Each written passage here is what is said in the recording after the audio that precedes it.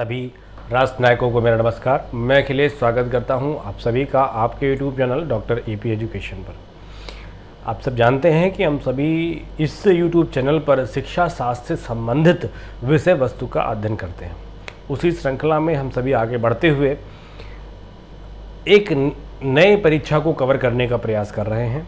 नई परीक्षा का मतलब कि इस चैनल पर आपको विश्वविद्यालय अनुदान आयोग या कहें अब तो एनटीए नेट द्वारा आयोजित जो शिक्षा शास्त्र असिस्टेंट प्रोफेसर यानी नेट जेआरएफ की जो परीक्षा है उसकी तैयारी कराने का कार्य किया जाएगा। मैं प्रयास करूंगा कि संपूर्ण सिलेबस को अकॉर्डिंग टू यूजीसी आपको कवर कराऊं। उसी श्रृंखला में हम सभी आगे बढ़ रहे हैं। आप सभी ने देखा है कि मैंने आपको भारतीय शिक्षा का इतिहास एवं विकास पढ़ाया तो कंप्लीट सिलेबस कवर किया। आपको मैंने जब बाल विकास एवं शिक्षण शास्त्र पढ़ाया तो कंप्लीट सिलेबस कवर किया। व्यूज़ की मैं चिंता नहीं करता, बहुत सब्सक्राइबर की मैं बहुत चिंता नहीं करता। मैं प्रयास ये करता हूँ कि जो वचन मैं आपको दूँ वो वादा मैं आपसे पूरा कर सकूँ। तो अभी मैं प्रयास करूँगा कि एक क्रम में चलते हुए आपको आपके पेपर 2 शिक्षा शास्त्र विषय को, यदि आपने अपने अध्ययन का विषय वस्तु अपना टारगेट बनाया है कि मुझे इस विषय से जेआरएफ क्वालिफाई करना है, तो मैं आपके लिए एक उपयोगी व्यक्ति हो सकता हूं। मैं क्या, मेरे द्वारा जो कलेक्ट किया गया डेटा है, कंटेंट है, वो आपकी परीक्षा की तैयारी के लिए एक उपयोगी तथ्य हो सकते हैं। उसी श्रृंखला में हम सभी आगे बढ़ते हैं। तो यदि अब आप चैनल पर नए हैं तो चैनल को सब्सक्राइब कर लीजिए, बिल्कुल निश्चिंत होकर कर लीजिए। पूरा सिलेबस आपको मैं कवर कराऊंगा। भले इस परीक्षा तक पूरी बात ना कवर हो पाए, लेकिन थोड़ा समय 1-2 महीने के 3 महीने के अंदर मैं आपको पूरा सिलेबस कवर करा करके आपको पूर्व की परीक्षाओं के प्रश्न हल कराने का प्रयास करते हुए आपको उस लेवल तक पहुंचाने का प्रयास करूंगा। तो अभी हमारा जो आज का टारगेट है वो क्या है कि हम पढ़ने जा रहे हैं अपने शिक्षा शास्त्र विषय के जो पहला टॉपिक है, फर्स्ट इकाई है। इस फर्स्ट इकाई की जो दार्शनिक आधार है, उन दार्शनिक आधार या दार्शनिक विचारधाराओं का अध्ययन करेंगे। ठीक है, तो इन दार्शनिक विचारधाराओं का अध्ययन करते हुए हम शिक्षा और दर्शन में हमें संबंध देखना होगा और इन सभी सांख्य को योग, वेदांत, बौद्ध, जैन और आदर्शवाद, यथार्थवाद, प्रकृतिवाद, व्यवहारिकतावाद, मार्क्सवाद और अस्तित्ववाद, ठीक है, अस्तित्ववाद को भी आपको मैं कवर कराने का प्रयास करूंगा। फिलहाल हम पहले टॉपिक से शुरू करेंगे जिसमें आपसे कहा गया कि इन सबको हम कवर करते हैं शिक्षा के दार्शनिक आधार में। सभी जानते हैं, थोड़ा बहुत तो आपने एक बार सिलेबस ज़रूर पढ़ लीजिए। सिलेबस पढ़कर ही आप 5% तैयारी आपकी पूरी हो जाती है, तो एक बार सिलेबस ज़रूर पढ़िएगा। ठीक है, तो सिलेबस के अकॉर्डिंग जो फर्स्ट यूनिट की पहला पॉइंट है, पहला है दार्शनिक पक्ष है, उस दार्शनिक पक्ष को हम अपनी चर्चा में शामिल करने जा रहे हैं। चलिए, तो शिक्षा के दार्शनिक आधार की अगर हम चर्चा करें तो शिक्षा और दर्शन में पहला प्रश्न आता है, पहला प्रश्न बनता है कि आखिर दर्शन है क्या और इसका शिक्षा से क्या संबंध है। क्यों हम फिलॉसफी को पढ़ते हैं, क्यों हम एजुकेशन में शिक्षा शास्त्र की जब भी कभी बात आती है तो दर्शन की बात क्यों आ जाती है। इस पर बात शुरू करने से पहले मैं J.S. रॉस की एक बहुप्रचलित परिभाषा आपको बताने का प्रयास करता हूँ। Philosophy and education are like 2 sides of the same coin. बहुत प्रचलित परिभाषा है। The one is implied by the other, the former is the contemplative side of the life while the latter is the active side. क्या मतलब है कि एक ही सिक्के के 2 पहलू हैं और एक जो है दूसरे के द्वारा अप्लाई होता है। पहला सैद्धांतिक पक्ष है और दूसरा उसका क्रियात्मक पक्ष है। एक सिक्का आपने 1 रुपये का देखा, एक तरफ अशोक की लाट है, एक तरफ 1 रुपया बना है, तो यदि किसी सिक्के पर अशोक की लाट नहीं बनी है तो 1 रुपया भी काम का नहीं है, और 1 रुपया नहीं बना तो अशोक की लाट का भी कोई काम का कोई भी उपयोग नहीं है। तो दर्शन और शिक्षा में इसी प्रकार से संबंध है कि शिक्षा में आप क्या करते हो, शिक्षा अभी हम शिक्षा और दर्शन को अलग अलग पार्ट करके कवर करके आपको बताएंगे। उससे पहले एक बार जरा सा ओवरव्यू ले लीजिए और अपने माइंडसेट को कवर करिए, मेंटली प्रिपेयर होइए कि आखिर शिक्षा और दर्शन को आखिर साथ में पढ़ते क्यों हैं। तो दर्शन का मतलब देखना, आगे आएगा, परंतु ये सिर्फ देखने से संबंधित नहीं है, समझने से संबंधित है। ये विचारों की उच्चतम सीमा है और शिक्षा के माध्यम से इन विचारों को हम मूर्त रूप देते हैं। जो भी बात हम बालक को, अगर हम उसके पाठ्यक्रम में नैतिक विषय शामिल कर रहे हैं, उसके पाठ्यक्रम में हम विज्ञान को शामिल कर रहे हैं, उसके पाठ्यक्रम में हम भाषा को शामिल कर रहे हैं, तो उसके पीछे हमारा जो विचार होता है वो ये होता है कि हम एक ऐसे युवा का निर्माण करना चाहते हैं जो वैज्ञानिक तौर पर, नैतिक तौर पर और भाषाई तौर पर बहुत अधिक उच्च स्तर का हो। इस विचार को हम रूप देने के लिए, सोचने से काम चलने वाला नहीं, सोचने को रूप देने के लिए हम शिक्षा का सहारा लेते हैं। मान लीजिए एक छोटा सा उदाहरण ऐसे समझिए, हमारे गुरुजी कहते हैं, उदाहरण देते हुए समझाते थे कि एक बच्चा खेल रहा है कहीं, एक बच्चा खेल रहा है और बगल में कुआं है, और कुआं मतलब अंधा कुआं है, यानी बाउंड्री नहीं बनी हुई है उस कुएं की, और वो कुएं के पास बॉल खेल रहा है। तो एक बुजुर्ग बैठा, कुर्सी पर बैठा देख रहा है, और देखते देखते उसके मन में ये विचार आता कि अरे ये अभी खेल रहा है और बच्चा अभी गिर जाएगा। जब तक ये विचार उसके मस्तिष्क में है तब तक ये दर्शन है। फिर वो चिल्ला कर कहता है अरे पकड़ो पकड़ो पकड़ो उसको, पकड़ो वरना भी ये कुएं में गिर जाएगा। तो जो लोग या वो स्वयं जाकर उस बच्चे को रोकता है कि वो बच्चा कुएं में न गिरने पाए, तो वो मान लीजिए उसका एक्टिव पार्ट है, यानी वो शिक्षा है। वो उसको सिखाएगा कि बेटा इस ऐसे कुएं के आसपास नहीं खेलते जिससे आप कुएं में गिरकर आपको चोट पहुंच सकती है। तो जब तक विचार मस्तिष्क में है तब तक वो दर्शन है, और जैसे ही वो मूर्त रूप में सामने उपस्थित होगा वो हमारे शिक्षा का रूप ले लेगा। ठीक, आई थिंक आपको एक माइंडसेट कवर हुआ होगा। आगे हम लोग इसी बात को समझते हुए बढ़ते हैं कि शिक्षा और दर्शन में अटूट संबंध है। दोनों का संबंध मानव जीवन से है, और मनुष्य को सत्य का, जो दर्शन भी और शिक्षा भी मनुष्य को सत्य का ज्ञान कराकर उसके जीवन को विकसित करने का प्रयास करते हैं। अब एक बात देखें कि शिक्षा और दर्शन में इतना जो एक दूसरे पर आश्रित हैं और एक दूसरे पर से इतने अधिक तरीके से मिले हुए हैं, उनको समझने के लिए थोड़ा सा शिक्षा क्या है और दर्शन क्या है, इसके एक पृथक अर्थ को समझ लेने के बाद हम इसको पूरी तरीके से एक रूप में समझते हुए आगे बढ़ेंगे। यही आपके यहाँ से प्रश्न भी बनते हैं, तो ध्यानपूर्वक गंभीर होकर के आप समझने का प्रयास करिए। तो शिक्षा क्या है? शिक्षा हम सभी जानते हैं, शिक्षा सिच धातु में अप्रत्यय लगाने से बना हुआ है। सिच धातु में अप्रत्यय, सिच धातु का मतलब मूल शब्द, तो सिच शब्द धातु में अप्रत्यय लगाने से बनता है, जिसका अर्थ है सीखने सिखाने की प्रक्रिया। यानी जो शिक्षा का या एजुकेशन जो प्रोसेस है, एजुकेशन क्या है? एक प्रक्रिया है जो एक दिन में पूरी नहीं होगी, ये एक प्रोसेस है, धीरे धीरे कंप्लीट होगी। और जो यह शिक्षा जो है, इस लिखा हुआ है यहाँ पर, इसको यह कर दीजिएगा, ठीक है। और एक बात मैं आपको और बता देना चाहूँगा यहीं पर कि ये जो नोट्स हैं मेरे, इसमें मैंने आपको पूरी तरीके से सारे कंटेंट कवर किए हैं, और ये नोट्स मैं आपको अवेलेबल करा दूंगा। लेकिन इस नोट्स के कुछ प्राइस है, बहुत मिनिमम प्राइस होगा, वो आपको मैं अपना व्हाट्सएप नंबर डिस्क्रिप्शन बॉक्स में दे दूंगा, उस माध्यम से आप संपर्क करिएगा और आपको वो नोट्स आपको उपलब्ध करा दिए जाएंगे। पूरा भारतीय दर्शन से शुरू हुआ, दार्शनिक आधार से शुरू करेंगे हम सभी लोग, सभी 60 दर्शन को अध्ययन करेंगे। सभी 6 दर्शनों के बारे में मैं आपको इस टॉपिक के अंदर कवर कराऊंगा, क्योंकि सांख्य योग वेदांत आपने देखा तो है, लेकिन सांख्य योग वेदांत 4 ही प्रकार के अध्ययन कर लेने से आपका काम पूरा नहीं होता, क्योंकि कभी कभी ये क्या करते हैं, सुमेलित वाले जब प्रश्न देते हैं तो आप फंस जाते हैं। तो जब आपने JRF लेवल का टारगेट बनाया है तो थोड़ा सा साम्य होकर के आपको पूर्ण सिलेबस को कवर करने की बात देखनी होगी। 100% का आपको टारगेट बनाना होगा। जब आप 100% का टारगेट बनाएंगे तभी आप 75-80% कवर करके आएंगे और आप सफलता हासिल कर पाएंगे। तो पूरे आपका भारतीय दर्शन और पाश्चात्य दर्शन दोनों को मैं आपको नोट्स अवेलेबल करा दूंगा, ठीक है। कुछ नॉमिनल चार्ज होंगे, वो आप हम सभी लोग चर्चा कर लेंगे। चलिए ठीक है। तो क्या है कि यह शिक्षा जो प्रक्रिया है वो जड़ नहीं है, चेतन है और स्वैच्छिक द्विमुखी प्रक्रिया है, जिसमें क्या है, एक शिक्षक है जिसके कुछ मूल्य, आदर्श और विश्वास हैं, और वह अपने इन मूल्य, विश्वास और आदर्शों से बालक को प्रभावित करता रहता है। भाई एक शिक्षक का अलग तरीका है पढ़ाने का, दूसरे शिक्षक का अलग तरीका है पढ़ाने का।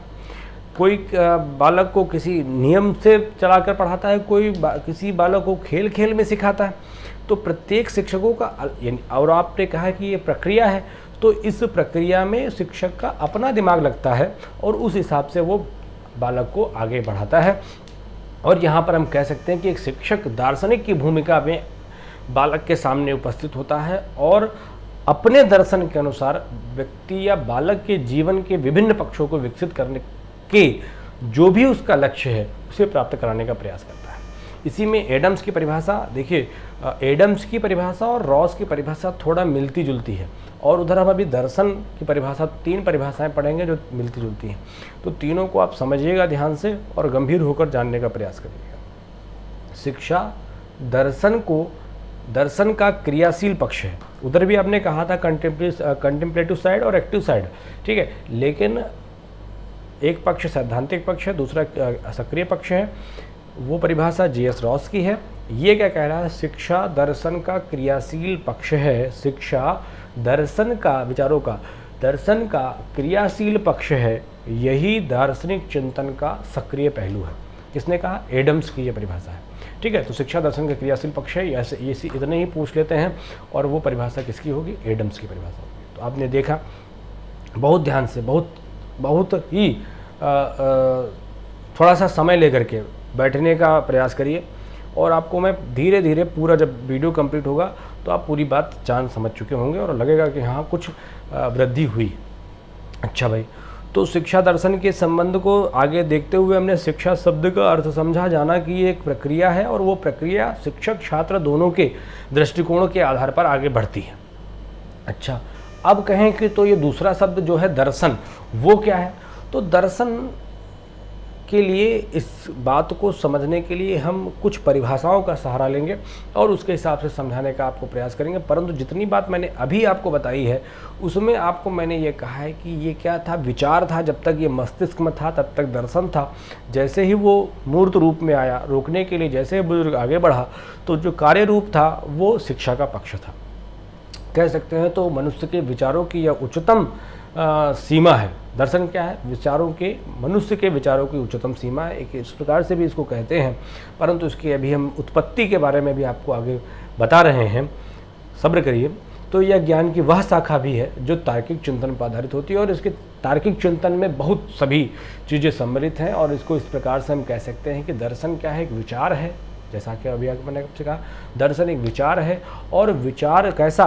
उच्चतम सीमा का विचार है जो तर्कपूर्ण होता है, और इसकी श्रेणी में ये सारे भाग, मोक्ष, आत्मा, परमात्मा, संसार, सत्य, असत्य, ज्ञान, अज्ञान, ये सभी चीज़ें सम्मिलित हो जाती हैं, ठीक है। अच्छा भाई, अब दर्शन को ये एक व्यापक शब्द है।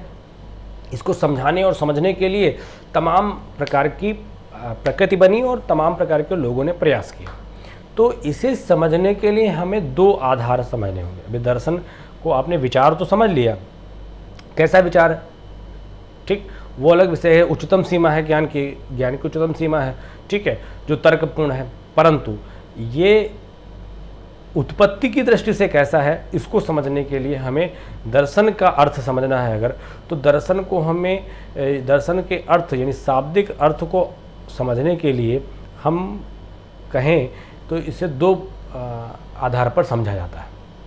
एक भारतीय आधार पर समझने का प्रयास करते हैं, और दूसरा इसे हम पाश्चात्य विचारधारा के आधार पर समझने का प्रयास करते हैं। भारतीय विचारधारा के आधार पर जब आप दर्शन को समझने का प्रयास करते हैं तो एक व्यापक और जीवन से संबंधित सभी पक्षों को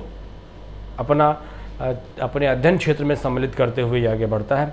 इसीलिए पहले आपको मैं पाश्चात्य विचारधारा थोड़ी सी बता देता हूँ, उसके बाद में भारतीय विचारधारा, क्योंकि उसमें सूक्ष्म रूप से उसको एक्सप्लेन किया गया, और उसको मैं आपको और डिटेल में भारतीय बारे में और अधिक तरीके से समझाने का प्रयास किया। तो पाश्चात्य विचारधारा की अगर बात पर हम करें तो दर्शन शब्द के लिए अंग्रेजी भाषा में फिलॉसफी शब्द का प्रयोग किया गया।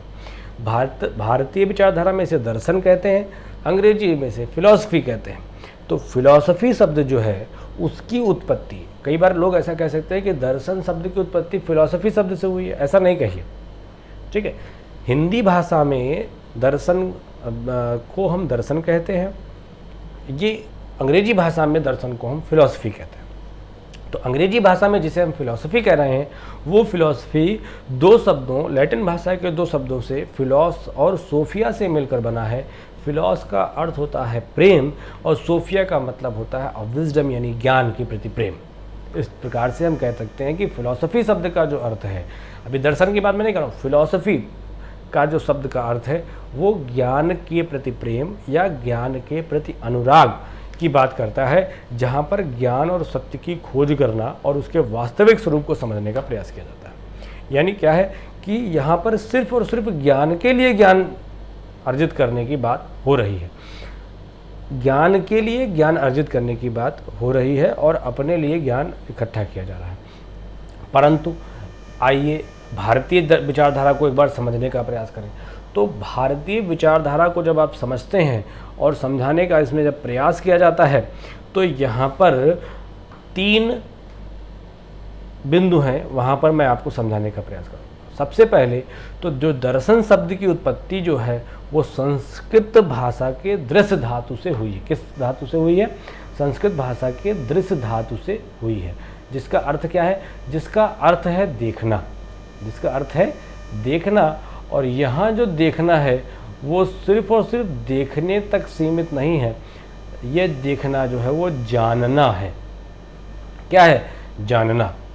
आप क्या कर रहे थे? आप बालक जब कोई वो खेल रहा था तो आपने जब देखा और देखते समय आपके मन में एक विचार आया, ठीक है, तो फिलहाल आप उस कार्य व्यवहार को देखकर समझे और समझने का प्रयास किया, ठीक। फिलहाल यहाँ पर दृश्य धातु से मिलकर बना, जिसका अर्थ है देखना। एक दूसरी और परिभाषा है दृश्यते इति दर्शनम। इस व्युत्पत्ति के अनुसार जो देखा जाए या जाना जाए वह दर्शन है। तो क्या देखना है भाई? अभी आगे की बात मैं आपको बाद में बताऊंगा क्या देखना है। तीसरी एक परिभाषा जो यूपीएससी के भी एग्ज़ाम में आ चुकी है कि दृश्यते अनेन इति दर्शनम। यूपीएससी के एग्ज़ाम में आई थी और उससे पूछा गया था कि इसको दृश्यते अनेन इति दर्शनम का अर्थ क्या है, इसको व्याख्यानित मेंस में आया था शायद, ठीक है। तो तीसरी परिभाषा कहती है, दृश्यते उपनिषद में लिखी हुई परिभाषा है, दृश्यते अनेन इति दर्शनम, यानी जिसके द्वारा देखा जाए। देखना, जिसे जो देखा जाए और जिसके द्वारा देखा जाए या जिसके द्वारा जाना जाए वह दर्शन है। यानी इसमें क्या कहा जा रहा है? इसमें कहा जा रहा है कि जिन साधनों के माध्यम से हम देखते हैं, जिन साधनों से हमें ज्ञान और प्रमाणों का बोध होता है, और वह दर्शन है। अब यहाँ पर थोड़ा सा रुकिए और समझ लीजिए, तब आगे बढ़िए। आप क्या देख रहे हो, आप कैसे यानी किससे देख रहे हो, ठीक है, और आप क्यों देख रहे हो, ये 3 बातें सामने आती हैं। तो आप देख रहे हो, क्यों देख रहे हो? सामने है चीज़ तो हम देख रहे हैं। क्यों आया? क्यों का मतलब है कि घटित हो रही कोई चीज़ें और हमें देखने में अच्छी लग रही है तो हम देख रहे हैं। किससे देख रहे हो? तो हम अपनी आँख से देख रहे हैं, नहीं, अपनी हम ज्ञानेंद्रियों के माध्यम से देख रहे हैं। किससे देख रहे हैं आप? ज्ञानेंद्रियों के माध्यम से देख रहे हैं। प्रत्येक ज्ञानेंद्रिय के अपने अलग अलग विषय हैं। हम आँख से देखते हैं, नाक से सूंघते हैं, जिह्वा से हम स्वाद का पता लगाते हैं, कान से हम सुनते हैं।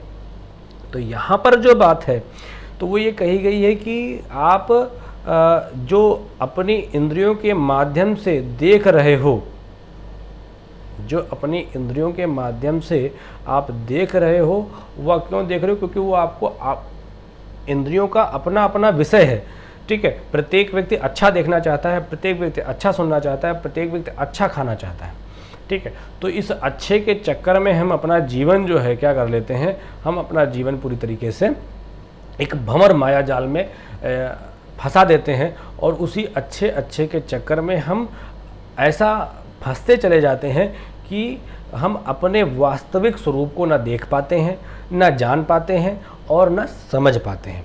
तो भारतीय दर्शन की जो एक्सप्लेनेशन है, जो भारतीय विचारधारा के आधार पर दर्शन की जो बात है, वो सिर्फ मात्र ज्ञान के प्रति प्रेम नहीं है। वो क्या है? वह विषय से संबंधित हमारे जो ज्ञानेंद्रियों के जो विषय हैं, उन ज्ञानेंद्रियों के विषय को समझाते हुए आप आंतरिक रूप से उस परम तत्व को समझने का प्रयास करिए जिनके माध्यम से ये सभी चीज़ें संचालित हो रही हैं। तो इसीलिए कहा गया है कि यहाँ पर क्या देखना है और क्या जानना है, उस परम तत्व और परम सत्ता को जानना है। और किस प्रकार से हम देख सकते हैं, किस प्रकार से जान सकते हैं, किस प्रकार से हम उस परम तत्व का ज्ञान प्राप्त कर सकते हैं, उसमें इन सब की बातों कही गई है।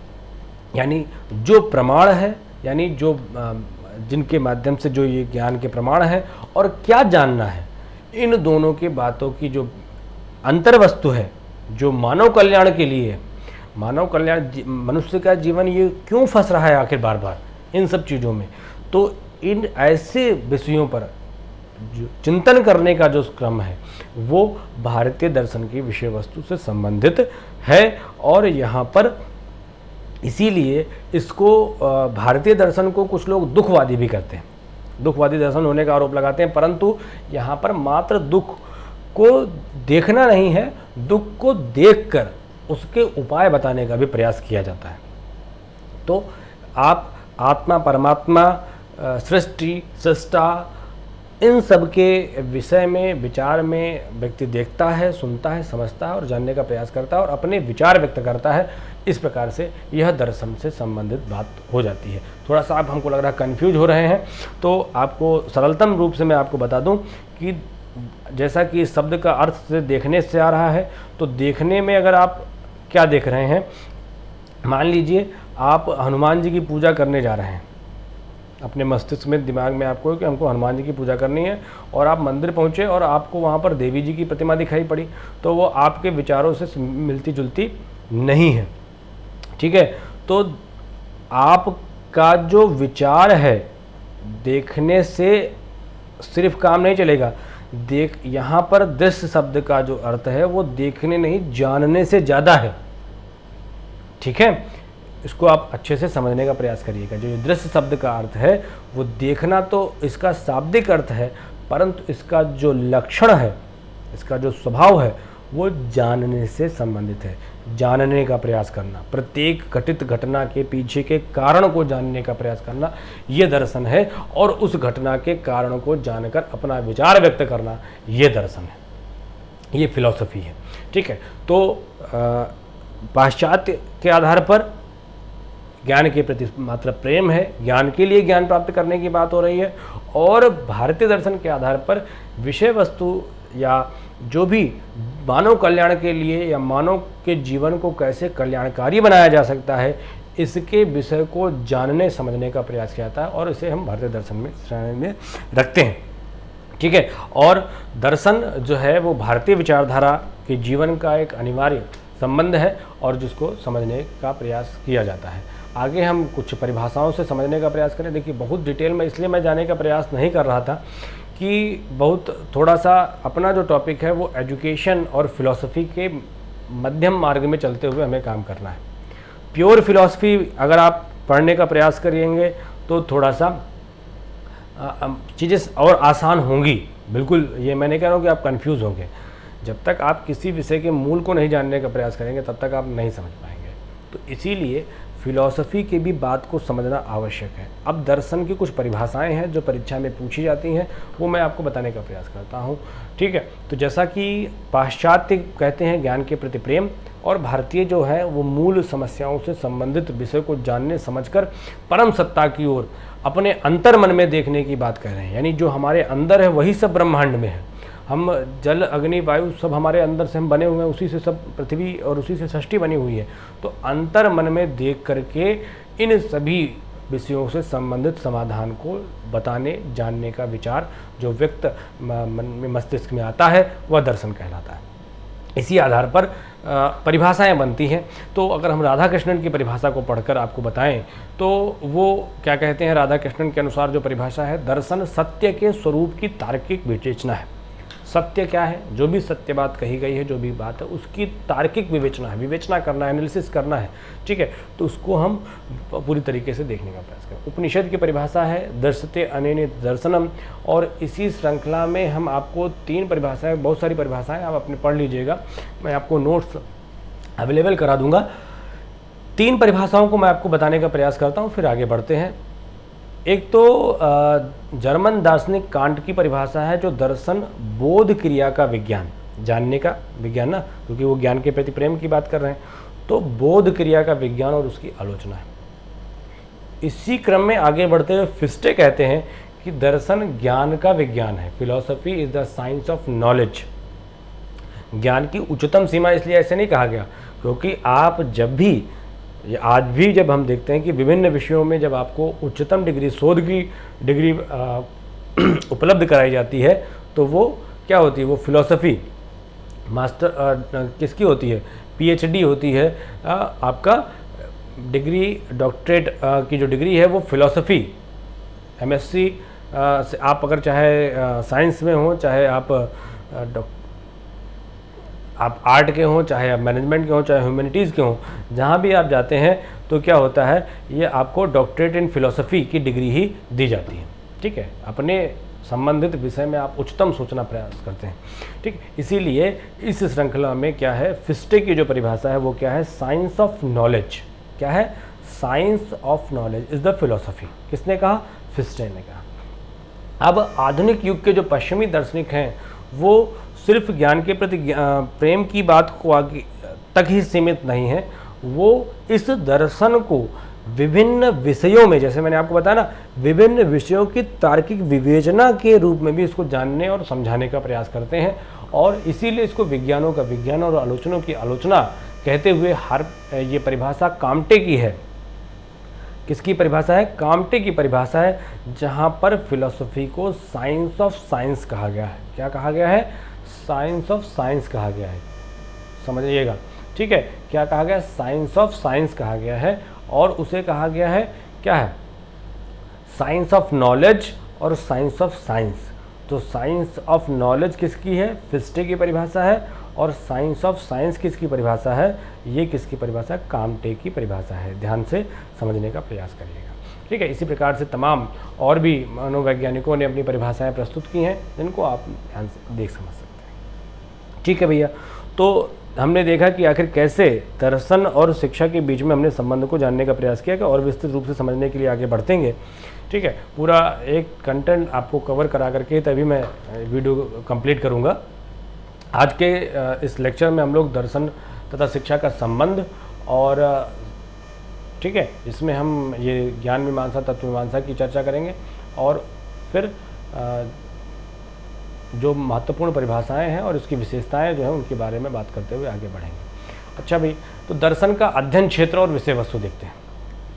अभी दर्शन की बात आई, तो दर्शन कहाँ तक है। ठीक है, दर्शन का ये जो दर्शन का अर्थ समझ लिया हमने, उसकी परिभाषा देख ली, और दर्शन का उपयोग हम कहाँ कहाँ करते हैं, इसका कहाँ कहाँ उपयोग किया जा सकता है, किस प्रकार से इसका हम अपने जीवन में प्रयोग करते हैं, अपनी एजुकेशन प्रोसेस में इसका प्रयोग करते हैं। तो जब आपने कहा था कि ये विचारों की उच्चतम सीमा है, तो इसका अध्ययन क्षेत्र तो काफ़ी व्यापक होना चाहिए। संपूर्ण ब्रह्मांड, समस्त वस्तुएं, समस्त क्रियाएं, वास्तविक स्वरूप की जो खोज में हमें सामने दिख रही हैं, वो सब इस अध्ययन, दर्शन के अध्ययन के विषय वस्तु हैं। परंतु इन सब में हम जितना जान पाए हैं वही फिलहाल हम मानते हैं कि यही दर्शन की विषय वस्तु है। और भारतीय चिंतक, अब दोनों भारतीय विचारधारा और पाश्चात्य विचारधारा के आधार पर दर्शन की जो वर्गीकरण है, क्लासिफिकेशन है, उस आधार पर दर्शन शास्त्र की शाखाएं भी बनती हैं। ठीक है, कौन कौन सी मूल शाखाएं हैं, तो दर्शन शास्त्र की अब आपने विचार कहा है ना, दर्शन शास्त्र की 3 प्रमुख शाखाएं हैं, जिनके माध्यम से हम विभिन्न दर्शनों को, विभिन्न विचारधाराओं को, सांख्य, योग, वेदांत, अस्तित्ववाद, आदर्शवाद, ये सभी दार्शनिक विचार हैं, दार्शनिक सिद्धांत हैं, इन सब को समझने का प्रयास करेंगे। तो भारतीय जो दर्शन है, भारतीय चिंतक जो हैं, वो दर्शन के अध्ययन क्षेत्र को 3 भागों में बांटते हैं। कितने भागों में बांटते हैं, 3 भागों में बांटते हैं। पहला है तत्व मीमांसा, दूसरा कौन सा है, ज्ञान मीमांसा, और तीसरा कौन सा है, आचार मीमांसा। ठीक है, मेटाफिजिक्स, एपिस्टेमोलॉजी और आचार मीमांसा, एथिक्स कहते हैं। परंतु पाश्चात्य चिंतक दर्शन के अध्ययन क्षेत्र को प्रमुख 5 भागों में विभक्त करते हैं। इसमें क्या है, तत्व, ज्ञान और आचार को उन्होंने मूल्य कहा, मूल्य मीमांसा, तर्क शास्त्र, सौंदर्य शास्त्र का नाम देते हुए अलग अलग, यानी अगर आपसे क्वेश्चन पूछा जाए कि भारतीय विचार चिंतकों ने दर्शन के कितने भागों में बांटा है, तो 3 भागों में बांटा है, और पाश्चात्य चिंतकों ने दर्शन को कितने भागों में बांटा है, तो उन्होंने 5 भागों में बांटा है। परंतु हम इनमें कन्फ्यूज़न न क्रिएट हो, इसलिए इन्हें समन्वित रूप से पढ़ते जो हैं उसको 3 भागों में पढ़ने का प्रयास करते हैं। कैसे पढ़ते हैं? तर्क में किसी को तत्व मीमांसा में दोनों ही सहमत हैं, तो दोनों एक शाखा के रूप में तत्व मीमांसा को देखते हैं, मेटाफिजिक्स को देखते हैं, ठीक है। दूसरा एक ज्ञान कहता है और दूसरा ज्ञान और तर्क कहता है। तो तर्क भी जब बात आएगी तो भी वहाँ पर क्या होगी, वहाँ पर भी ज्ञान की श्रेणी में हम इसको तर्क को भी रख सकते हैं, ठीक है। तो दूसरा हमारा ज्ञान एवं तर्क मीमांसा, एपिस्टेमोलॉजी एंड लॉजिक। तीसरा जो आचार मीमांसा है हमारा भारतीय चिंतन की और पाश्चात्य दर्शन की जो मूल्य मीमांसा, उनको हम संयुक्त रूप से आपस में रख सकते हैं। इसे मूल्य और आचार मीमांसा के नाम से जान सकते हैं। तो 3 भागों में हम बांट सकते हैं, जहाँ पर तत्व, ज्ञान और मूल्य या आचार मीमांसा की बात होती है। तत्व क्या है, कौन से पदार्थ हैं, कौन सा मूल तत्व है जिसके कारण हम सभी यहाँ पर हैं, ठीक है। तो मूल तत्व क्या है, इस तत्व मीमांसा का क्षेत्र इसीलिए सबसे बड़ा माना जाता है। इसके अंतर्गत आत्मा संबंधी तत्व ज्ञान, मेटाफिजिक्स ऑफ द सोल, मैंने कहा ना हम सब किस तत्व के कारण हम सभी यहाँ पर हैं, ठीक है। तो आत्मा संबंधी और ईश्वर संबंधी जो बातें विभिन्न दर्शन में भी आपको आगे देखने को मिलेंगी, तो उन सभी बातों को हम तत्व मीमांसा की श्रेणी में रखेंगे। आखिर इस सृष्टि और सृष्टि को रचने वाला सृष्टा, इन सब की जब बातें होंगी, आत्मा परमात्मा की जो बातें होंगी, वो सारी बातें तत्व मीमांसा में आएंगी। अब ज्ञान मीमांसा की बात क्या होगी, इन सृष्टि और सृष्टि को रचने वाला सृष्टा, आत्मा, परमात्मा, इन सब को हम कैसे जाने और किन माध्यमों से जाने, कौन से ऐसे प्रमाण हैं जिनको देखकर हम समझकर जाने कि हाँ ये आत्मा, परमात्मा या सृष्टि और सृष्टा से संबंधित तथ्य हैं, तो उन सब की बात जहाँ होगी उसे हम ज्ञान मीमांसा कहेंगे। तीसरी बात आएगी मूल्य एवं आचार मीमांसा की। जब बात आएगी, स्क्रीनशॉट के चक्कर में बिल्कुल मत करिए, मैं आपको पूरा नोट्स उपलब्ध कराऊंगा, परेशान मत होइए, आप सिर्फ ध्यान से सुनिए। तीसरी मूल्य और आचार मीमांसा की जब बात आती है, तो वहाँ पर आखिर किन रास्तों पर चलकर मोक्ष भारतीय दर्शन और लगभग पाश्चात्य दर्शन का भी, परंतु भारतीय दर्शन, सभी भारतीय दर्शनों का मूल लक्ष्य रहा है। तो हम किन माध्यमों या किन रास्तों में चलकर, किन नियमों, उपनियमों, सिद्धांतों का पालन करके हम जीवन के अंतिम उद्देश्य को प्राप्त कर सकते हैं, ऐसे करणीय और अकरणीय कर्मों की चर्चा जहाँ पर होगी, उसे हम आचार मीमांसा की श्रेणी में रखेंगे।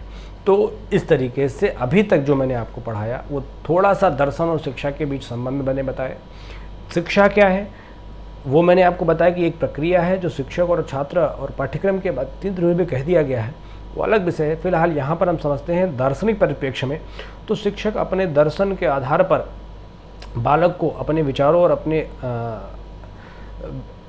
व्यवस्था या कहें कि अपने स्टाइल में उसे पढ़ा करके उसको निर्धारित लक्ष्य को प्राप्त कराने का प्रयास करता है। दर्शन की जब हमने बात कही तो दर्शन में हमने देखा कि भारतीय और पाश्चात्य 2 भागों में हमने विभाजित कर समझने का प्रयास किया था।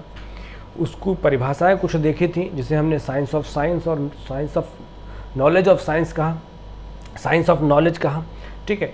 इन सभी को साइंस ऑफ साइंस किसकी परिभाषा है, फिस्टे की परिभाषा है, ठीक है। और साइंस ऑफ साइंस किसकी परिभाषा है, फिस्टे की परिभाषा है। और काम्टे की परिभाषा कौन सी है, साइंस ऑफ नॉलेज काम्टे की परिभाषा है, ठीक है। एम आई राइट कि मैं कुछ गलत कर रहा हूँ, देख लेते हैं, ये परिभाषाएं हमेशा गड़बड़ करती हैं। सही हूँ, फिस्टे ने, काम्टे कह रहे हैं साइंस ऑफ साइंस और फिस्टे साहब क्या कह रहे हैं, साइंस ऑफ नॉलेज, ठीक है। तो पहले कौन है, पहले फिस्टे और उसके बाद है काम्टे, ठीक है। तो ये थोड़ा सा ध्यान रखिएगा, कंफ्यूज कर सकता है अभी सामने, ठीक है। चलिए, तो इतनी बातें अभी तक हम लोगों ने पढ़ ली। शिक्षा जाना, दर्शन क्या है, दर्शन की परिभाषाएं क्या हैं, और दर्शन कहाँ कहाँ अप्लाई होता है, और दर्शन को समझने के लिए हमने उसको, या कहें भारतीय चिंतकों ने उसको कितने भागों में बांटा है, और पाश्चात्य चिंतकों ने उसको कितने भागों में बांटा है, ये अभी तक जाना। अच्छा भाई, अब इन दोनों को कंसोलिडेट करके समझ ले भैया।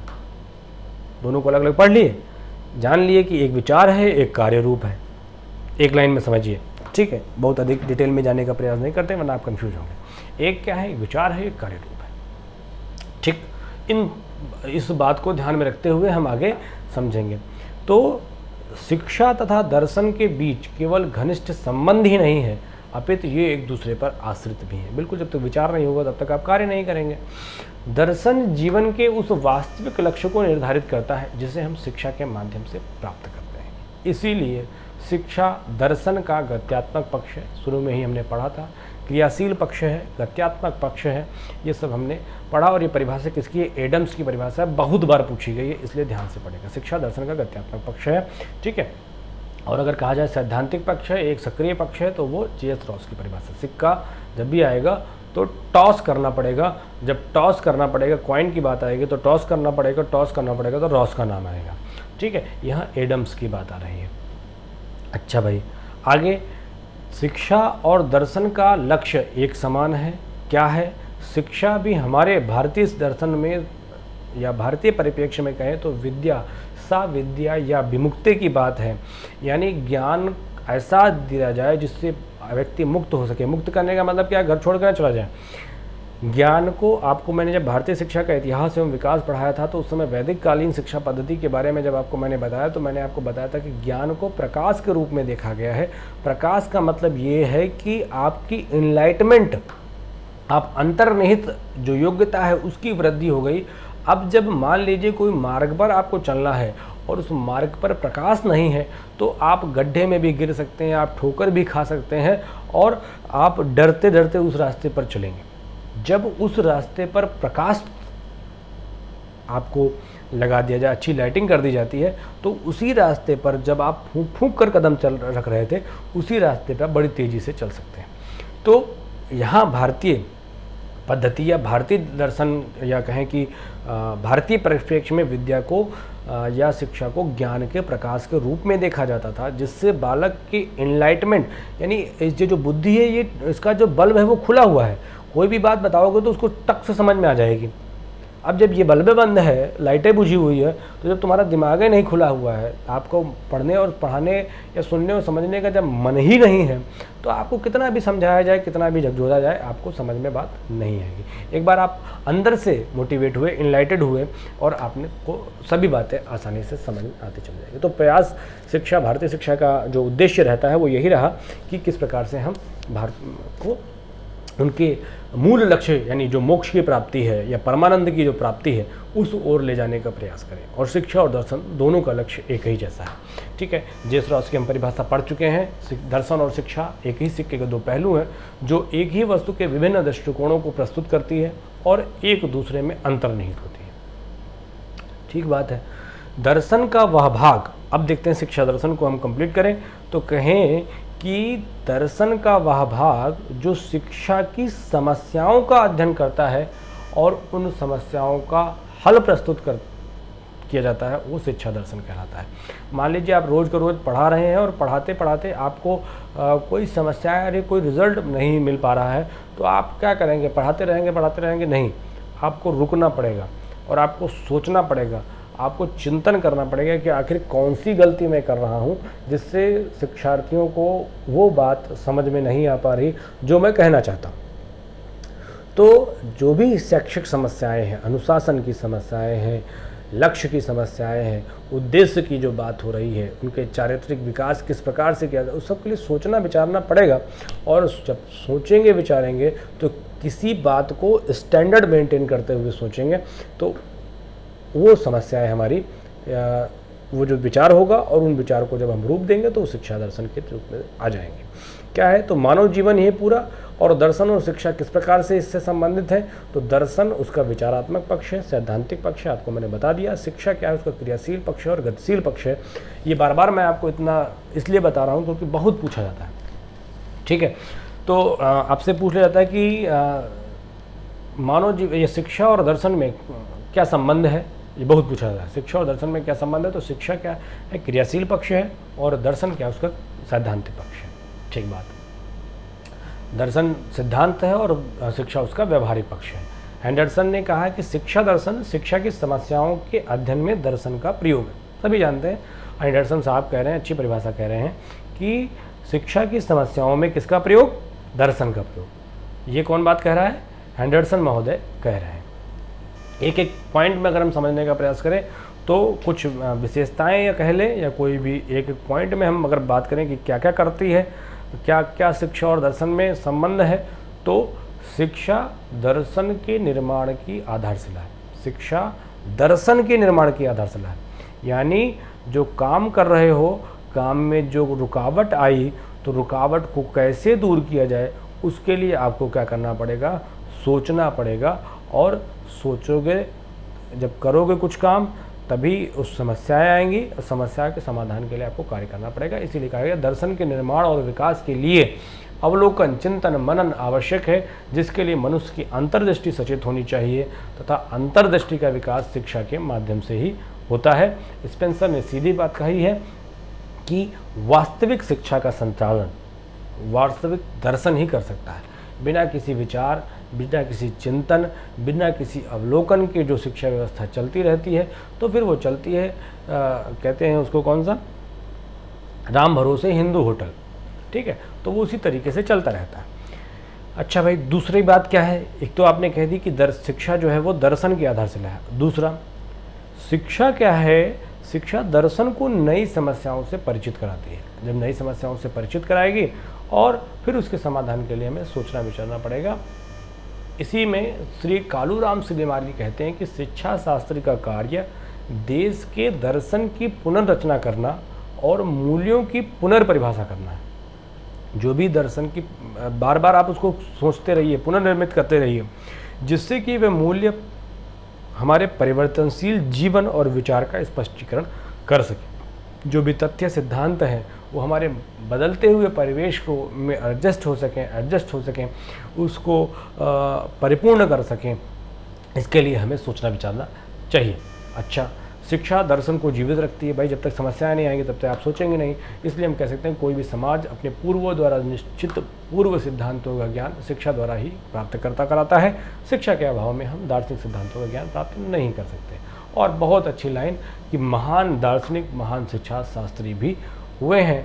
शोपेनहावर कहते हैं कि प्रत्येक व्यक्ति जन्मजात दार्शनिक होता है। कौन कहता है? शोपेनहावर। आगे परिभाषा है, तो मैं आपको कई परिभाषाएं एक बार में दिखाने का प्रयास करूँ, ठीक है। तो कई जितने भी आप चाहे दयानंद सरस्वती से शुरू करिए, दयानंद सरस्वती, महात्मा आपके स्वामी विवेकानंद, आपके रविन्द्रनाथ टैगोर, आपके अरविंद घोष, महात्मा गांधी, जितने भी राधा कृष्णन, जितने भी विचारक रहे हैं वो सभी के सभी दार्शनिक भी हैं। और प्रत्येक व्यक्ति दार्शनिक है। भाई, मैं भी दार्शनिक हूँ, आप भी दार्शनिक, आपकी अपनी एक विचार है, विचारधारा है, ठीक है। आपके सोचने समझने जानने की जो क्षमता है वो आपका दर्शन है।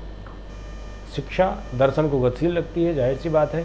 शिक्षा दार्शनिक सिद्धांतों को मूर्त रूप देती है।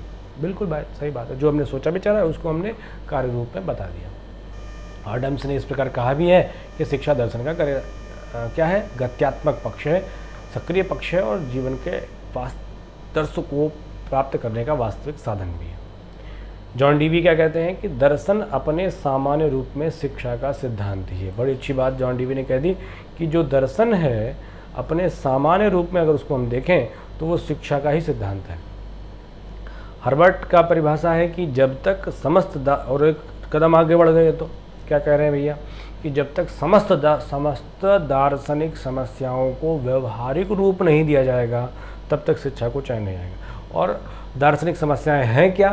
दार्शनिक समस्याएं क्या है कि आखिर ये सृष्टि, सृष्टा, आत्मा, परमात्मा, जीवन को कैसे सरलतम बनाया जा सके, व्यक्ति को दुखों से कैसे छुटकारा दिलाया जा सके, और व्यक्ति का जीवन सरल, संबद्ध और संयमित कैसे बन सके, इन सब बातों के लिए तमाम दार्शनिक चिंतक सदैव विचारशील रहते हैं और अपने विचार समय समय पर प्रस्तुत करते रहते हैं। तो हर्बार्ट की ये परिभाषा यहाँ से संबंधित है कि कह दी गई कि जब तक समस्त दार्शनिक समस्याओं को व्यवहारिक पक्ष में या व्यवहारिक रूप में नहीं दे देते, तब तक शिक्षा को चैन नहीं मिलेगा। न चैन मिले, पानी वानी पिए तब तक, ठीक है, काम करते रहे, क्या दिक्कत है, कोई बात नहीं। तो ये हर्बार्ट की परिभाषा है, पूछी गई है, ध्यान से पढ़ लीजिएगा, ठीक है। आगे क्या है, दर्शन। अब इतनी बातें हो गई शिक्षा की। अब दर्शन क्या करता है, दर्शन शिक्षा को बिल्कुल प्रभावित करता है, क्योंकि दर्शन की जो 3 शाखाएं हैं, 3 आधार हैं, जहाँ पर हम दर्शन की प्रत्येक कंटेंट को हम 3 शाखाओं में बांटने का प्रयास करते हैं। तत्व मीमांसा, ज्ञान मीमांसा और आचार मीमांसा। इन्हीं तत्व, ज्ञान और आचार मीमांसा के आधार पर हम विषय वस्तु बनाते हैं। तत्व मीमांसा के अंतर्गत क्या था, सृष्टि, सृष्टा, आत्मा, परमात्मा। तो यहाँ पर हमारा क्या होगा, उसका ज्ञान, शिक्षा का स्वरूप, उद्देश्य, ये सब बातें होंगी। दूसरा, ज्ञान मीमांसा कि आखिर हम इन सब का ज्ञान कैसे करते थे, तो यहाँ पर हम अपनी विषय वस्तु का ज्ञान कैसे कराएंगे। तो क्या होगा, पाठ्यक्रम पढ़ेंगे तब हमें जानकारी होगी। विभिन्न शिक्षण विधियों का सहारा लेंगे तब हमें ज्ञान की प्राप्ति होगी।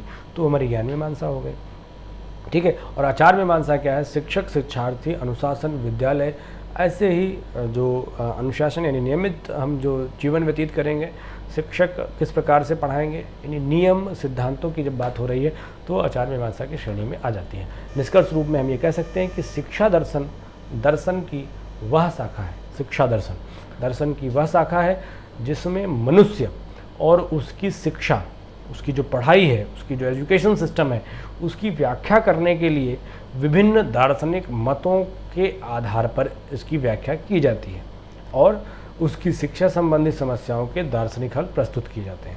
कोई कहता है कि व्यक्ति को जो परमार्थिक लक्ष्य है उसको प्राप्त करने के लिए सदैव तत्पर रहना चाहिए। कुछ विचारक अभी आगे आएंगे जो कहेंगे कि इस वास्तविक जीवन को खूब जी लीजिए, वही मोक्ष है। तो इन सब बातों को हम लोग अभी आगे पढ़ें। तो विभिन्न दार्शनिक चिंतक, विचारक अपने अपने विभिन्न विचारों के माध्यम से शिक्षा व्यवस्था करने की बात करते हैं और इस आधार पर शिक्षा दर्शन की बात आती है। कुछ महत्वपूर्ण परिभाषाएं जो परीक्षाओं में आ गई हैं, इनको आप पढ़ लीजिएगा। और 1-2 परिभाषाएं हैं जो मैं आपको समझाने का प्रयास करता हूं, जिसमें से सबसे ज़्यादा प्रचलित जो परिभाषा है वो कौन सी है, वो परिभाषा आपकी शोपेनहावर की परिभाषा है कि एवरी मैन इज़ बॉर्न मेटाफिजिशियन। संसार का प्रत्येक व्यक्ति क्या है, जन्मजात दार्शनिक है। क्या है भैया, संसार का प्रत्येक व्यक्ति जन्मजात दार्शनिक है। आप भी दार्शनिक हैं, हम भी दार्शनिक हैं। आपका अपना दर्शन है, हमारा अपना दर्शन है, ठीक है। इस आधार पर और फिस्टे की परिभाषा एक और है कि दर्शन के बिना शिक्षा पूर्ण स्पष्टता को प्राप्त नहीं कर सकती, पूर्ण स्पष्टता को प्राप्त नहीं कर सकती। जेंटिल भी यही बात कह रहे हैं कि दर्शन की सहायता के अभाव में, दर्शन की सहायता जब तक नहीं होगी तब तक शिक्षा जो है, जब तक विचार नहीं होंगे तब तक शिक्षा क्या पढ़ाओगे आप, तब तक वो सही मार्ग पर नहीं चल सकती। इसीलिए शिक्षा और दर्शन के जो इस व्यापक संबंध की अब बात हुई है, इसे हमने समझने का प्रयास किया। तो अपने इस पूरे 40 या 48 मिनट के लेक्चर में जो हमने पढ़ा है वो क्या पढ़ा है, एक पूरी तरीके से रिवीजन मार देते हैं। तो सबसे पहले मैंने आपको दर्शन और शिक्षा के सूक्ष्म संबंध को बताने का प्रयास किया, एक बालक और बुजुर्ग का उदाहरण दे करके। फिर जब आपने कहा कि इतना घनिष्ठ संबंध है तो आखिर शिक्षा और दर्शन क्या है, इसको अलग अलग करके भी समझें। तो शिक्षा को थोड़ा सा समझा और दर्शन का अर्थ भारतीय ने क्या बताया, पाश्चात्य ने चिंतकों ने क्या बताया, ये समझा। उसके बाद दर्शन की कौन कौन सी परिभाषाएं और अधिक तरीके से, परिभाषा का मतलब होती है कि विद्वानों ने जो समझा वो बताया। तो विद्वानों ने अपने विचार कौन कौन से व्यक्त किए उसको जाना है। उसके बाद आखिर दर्शन का अध्ययन क्षेत्र क्या है, कहाँ कहाँ पर वो चीज़ें किस किस क्षेत्र में दर्शन सोचता विचारता है, अपने विचार व्यक्त करता है। तो बहुत बड़ा क्षेत्र है, जिनमें से जितना हम जान पाए हैं। और उस पूरे विषय वस्तु को हमने 3 शाखाओं में विभाजित किया था, तत्व, ज्ञान और आचार मीमांसा। महत्वपूर्ण है। पूछ लेते हैं, क्वेश्चन आया भी है कि तत्व मीमांसा के अंतर्गत किसे रखते हैं, ज्ञान मीमांसा के अंतर्गत क्या आता है, तत्व मीमांसा के अंतर्गत क्या आता है, किसी दर्शन के। आगे बढ़े, इस बात को कंप्लीट करने के बाद हम फिर से आ गए अपने मेन पॉइंट पर कि शिक्षा और दर्शन में आखिर संबंध क्या है। तो हमने सीधा कहा कि ये सैद्धांतिक पक्ष है दर्शन, और शिक्षा हमारा क्रियात्मक पक्ष है। इन दोनों का आपसी संबंध है, जब तक कोई विचारेगा नहीं तब तक कोई कार्य करेगा नहीं। इस प्रकार से हम सभी ने किसकी, J.S. रॉस की और एडम्स की 2 परिभाषाओं को मूल रूप से आप समझिएगा और जानने का प्रयास करिएगा। फिर कुछ महत्वपूर्ण परिभाषाओं की बात की है, जिसके माध्यम से मैंने आपको सारी बातें आज बता दी हैं। अगले लेक्चर में आपको मैं, अब दर्शन और शिक्षा के बीच संबंध की बात पूरी हुई, अब हम स्पष्ट रूप से भारत दर्शन का जो वर्गीकरण है वो देखेंगे कि आखिर कौन कौन से भारतीय दर्शन हैं, 60 दर्शन जिनका नाम दिया गया है, और कौन कौन से पाश्चात्य दर्शन हैं, उनको क्या नाम दिया गया है। उन सभी दर्शन का हम वर्गीकरण पढ़ेंगे, और आखिर सभी भारतीय दर्शनों में क्या समानता है, प्रश्न आ चुका है, इस आधार पर अगले लेक्चर में आपको मैं बताऊंगा। तब तक के लिए यदि अभी आपने चैनल सब्सक्राइब नहीं किया है तो ज़रूर सब्सक्राइब करिए। क्या और सुधार किया जा सकता है इस अध्ययन शैली में, उसे भी आप सुझाइएगा, तो मैं आपको उस दिशा में मैं कार्य व्यवहार करने का प्रयास करूंगा।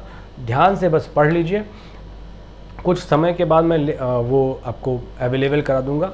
आप हार्ड कॉपी मैं आपको आपके पते पर भेज दूंगा, आप नोट्स वहाँ पर आसानी से पढ़ सकेंगे। अभी आप सिर्फ पढ़िए, दोबारा वीडियो देख लीजिएगा, पढ़ते हुए कॉपी खुली रहेगी, आप पढ़ते रहेंगे, सामने आता कंटेंट आता रहेगा और आसानी से आप समझते रहेंगे। ठीक है, और आप ज़रूर JRF क्वालिफाई करेंगे, ऐसा मेरी आशा अपेक्षा है। तब तक के लिए धन्यवाद। भारत माता की जय।